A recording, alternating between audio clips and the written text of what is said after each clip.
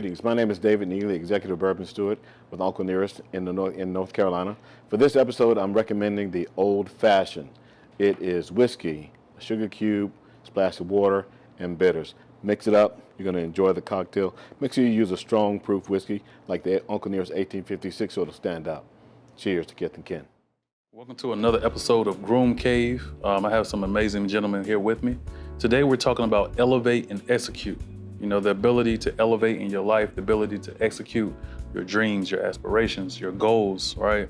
Whether it's more time with your family, whether it's being a good father, whether it's, you know, being an amazing husband, those type of things that we're going to really dive into when it talks about elevation and execution of the things that you love and the things that you enjoy. I got some different faces with us today. I'm gonna start with my right. Brian, introduce yourself. Brian Okoye. I am event curator, a father, and I'm a friend of many. Nice. Sam, co-host. Introduce yourself. I like that, friend of many. Yeah, I like that too. Sam Archer, man, co-host, Groom Cave. I already know. YouTube, entrepreneur, all the above, man. Let's get it. Ace, back again, familiar face. Again for another time. So I'm a self-proclaimed co-host. Styles with Ace, Adrian, for those of you who don't know me personally, but dad, husband, entrepreneur, and corporate employee. Nice. Brian, flip that card over in front of you. Let's get it started. Sure thing. What is something about your father that you admire? Ooh, that's a great one. It's many things, but I think the most thing is like how hardworking my father is. My father, born and raised in Nigeria, went through multiple hard times and hardships, been through a civil war, and made it through. Moved to the United States some 30 years ago, and had 4 kids and just figured it out.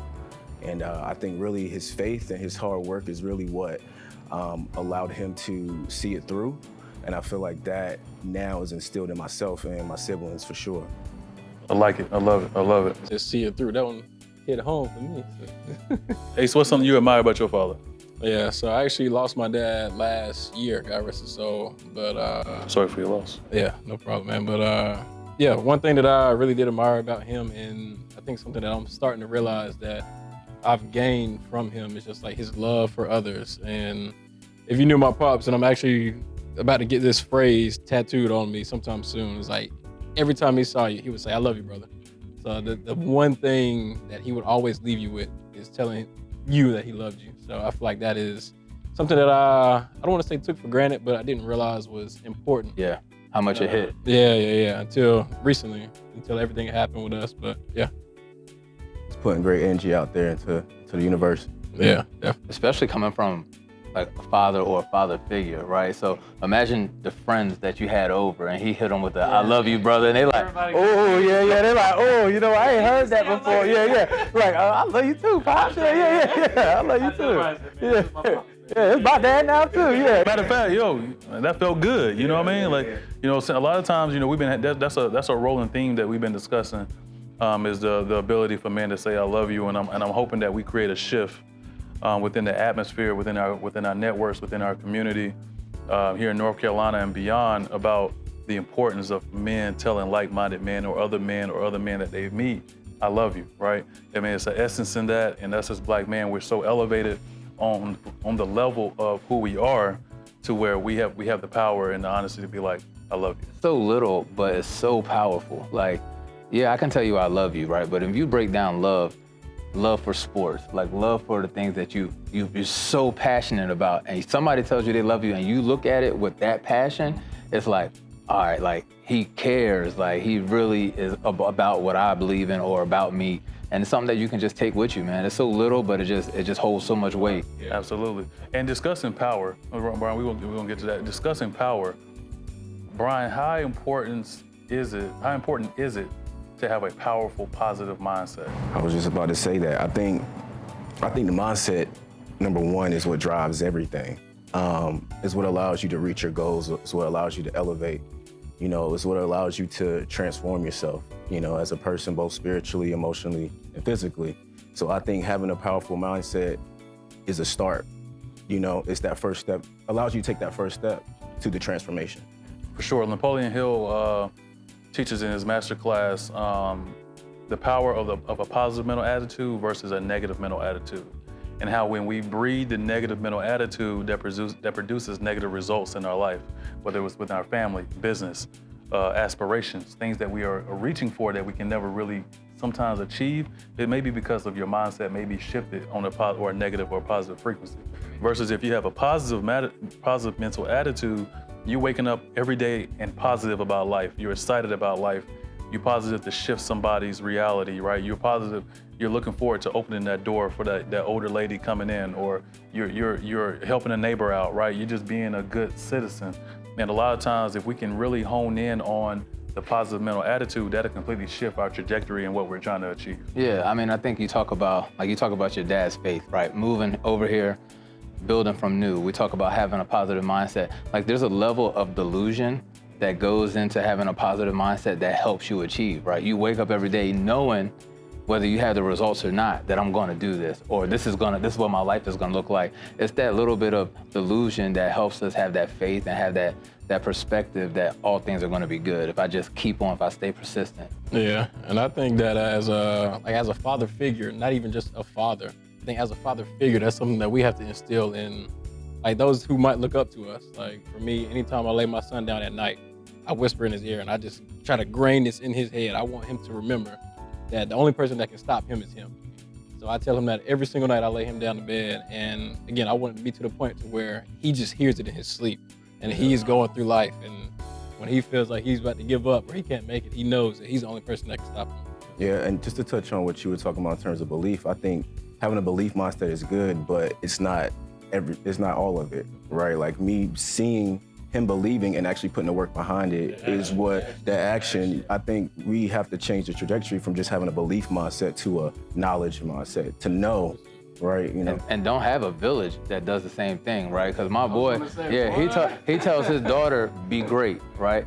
So, and I've noticed that. So now I tell her, be great. So when she hears it, it's just instilling everything that he's telling her, and now she knows her village is pushing her to be great. Yeah, exactly. The thing that us men and all listeners out there understand is that, like, the subconscious mind is something that we cannot gauge and control what enters into it, right? You walking down, you have a conversation with somebody, whether it's positive or negative, that goes into your subconscious. You whispering those positive things into your son's ear every night, that's going into his subconscious, right? Now, the conscious mind is something that we can control a lot of times because we're actively engaged in those things. We're actively reading that book. We're actively listening to that type of music. But then we can't control what floods down into our subconscious. And so that's why it's important, like that positive mental attitude, we must continue to operate on that high level so that we can be in control of the trajectory and show action behind the things that we want to achieve, right? Like you said, it's not only just about believing, it's actually about doing, right? And actually, persistence is synonymous with faith, right? So you can believe in something, but as you continue to persist towards that, that's actually you being synonymous with the faith or thing that you believe in. You can't control it, but you can train yourself to be better at it, right? So even with affirmations and manifestations, I can't control what's gonna happen, but I can get better. Yeah, I can get better at being aware of this is not what I want versus this is what is gonna help me get to where I wanna be. I read a quote the other day that said that positive affirmations are the sweet nothings to your mind and to your soul. So it's almost like whether you're telling your wife or girlfriend or whatever it may be, you're giving her a positive compliment, right? That's a sweet nothing that you're giving her. Oh, you look nice today, or your hair looks great, or like your body looks great. I love that outfit, I love the way you wear that, yada, yada, yada. Those are sweet nothings. And whenever you tell yourself those positive affirmations, that's you speaking to yourself at that high level. And so you actually receive that and make yourself feel better. When it comes down to planning, like proper planning, the precision in planning, Brian, how would you say that you go about planning your daily life? Yeah, I mean, I'm super organized. I'm the type of person that, you know, granted, I can kind of maneuver and adapt however I need to, but I'm the type of person that I need to know where everything is at, where is it going. Like, I'm super OCD, you know what I'm saying? And I think that the way I set my day is how I want to see it. So I want things to be in place and I want things to happen in a certain order, which also speaks to manifesting things, right? If your mind is all over the place, you're gonna get that result. So I'm making sure that I'm putting out there what I want to see, and I manifest that in my day. Yeah.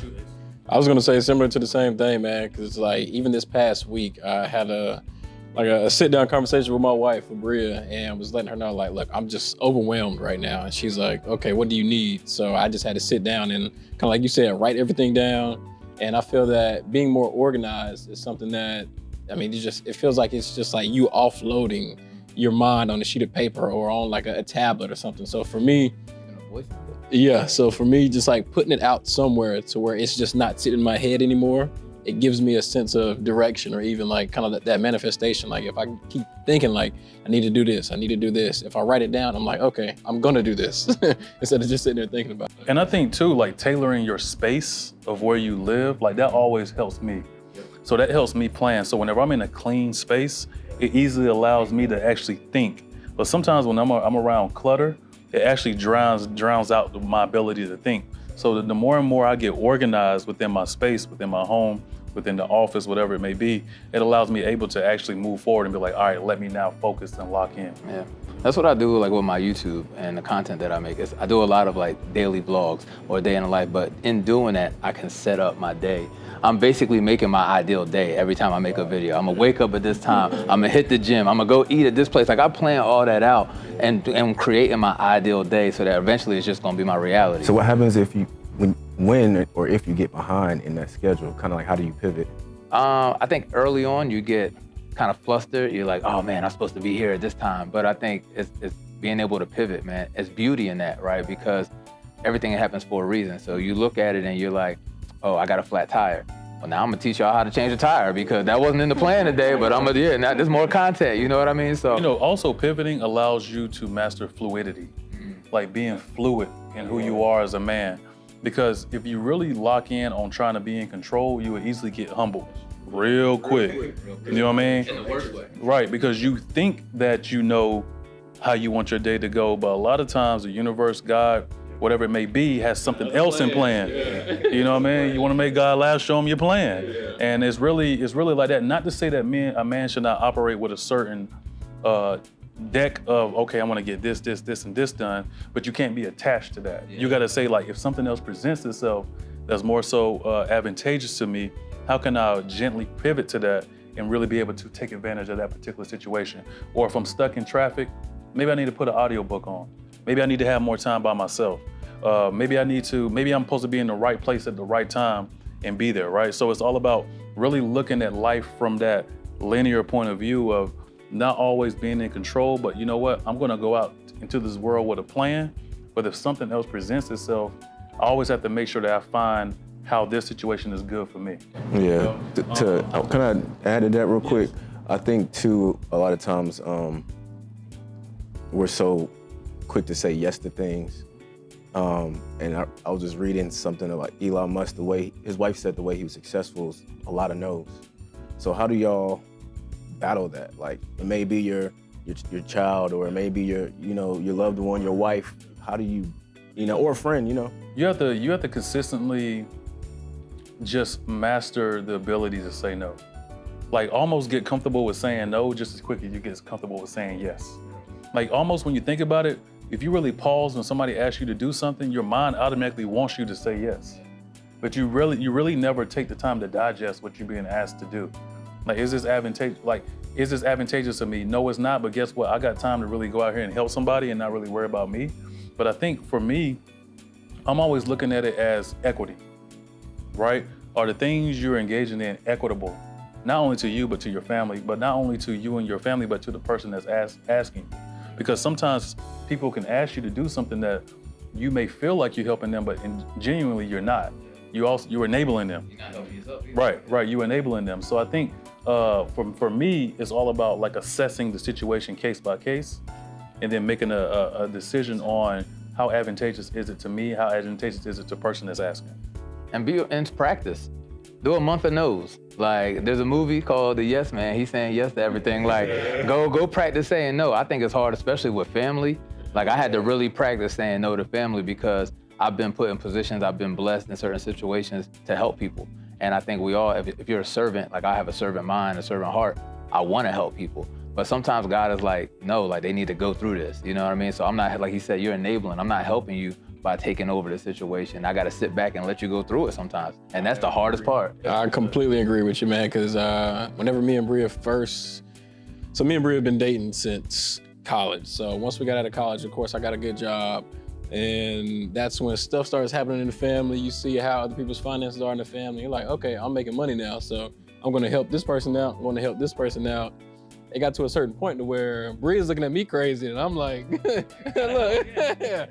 So she's like, yeah, so she's like, exactly. So she's like that person in my ear just saying, look, you need to tell your family no, yeah. And now I'm in a space to where I'm comfortable saying no.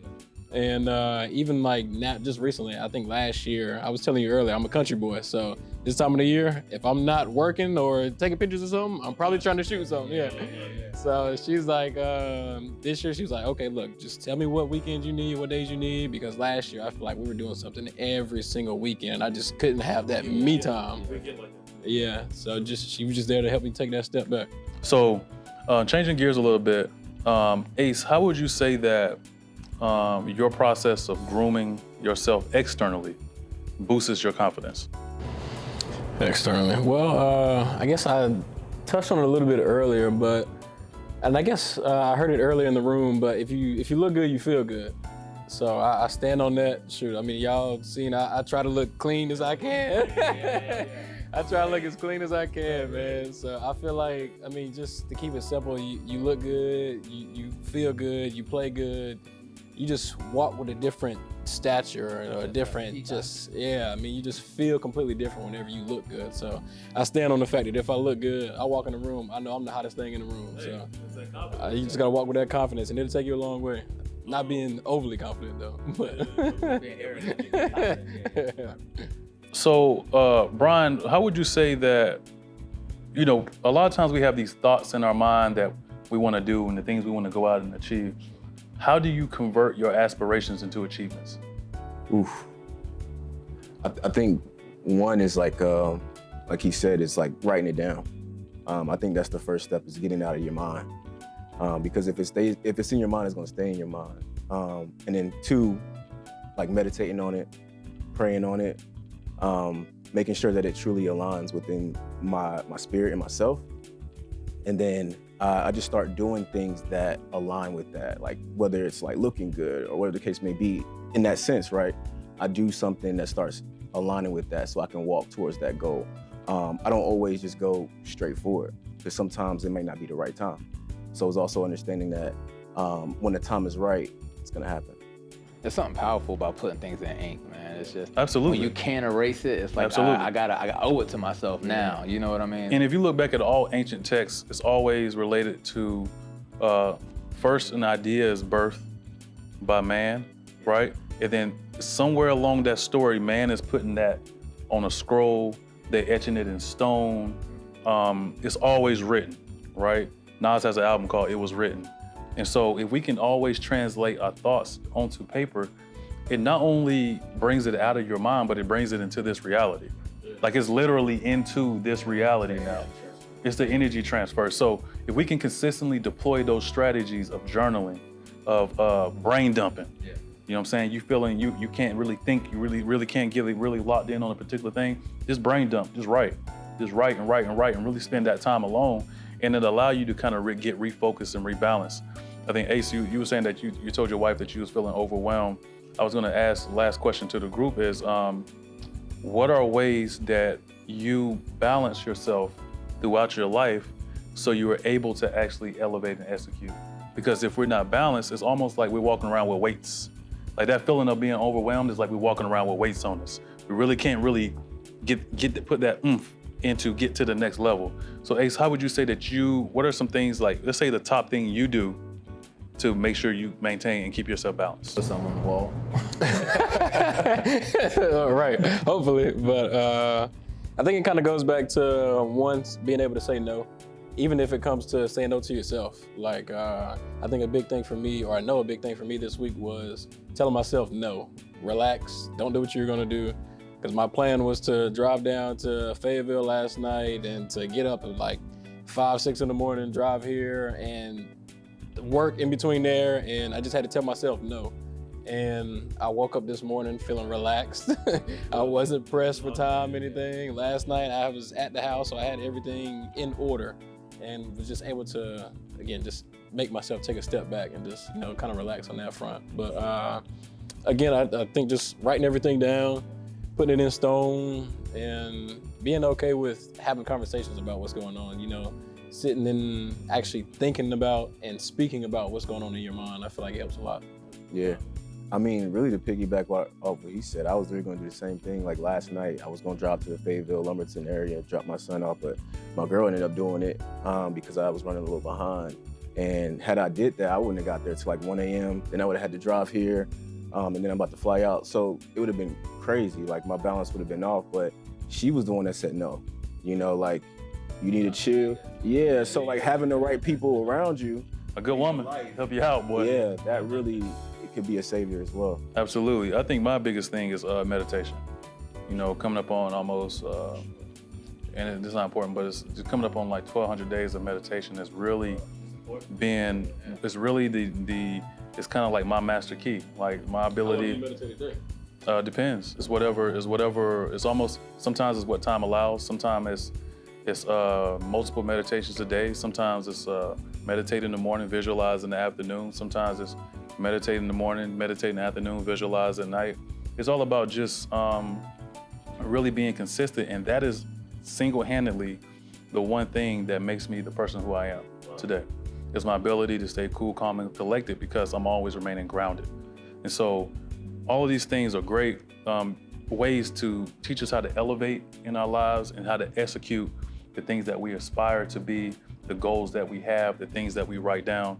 And so cheers, gentlemen, to a great opportunity and ability to daily, right?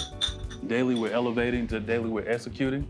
And shout out to Uncle Nearest and the true essence behind intentionality, and our ability to elevate, execute, and go after what we want. Much love. Salute. Salute.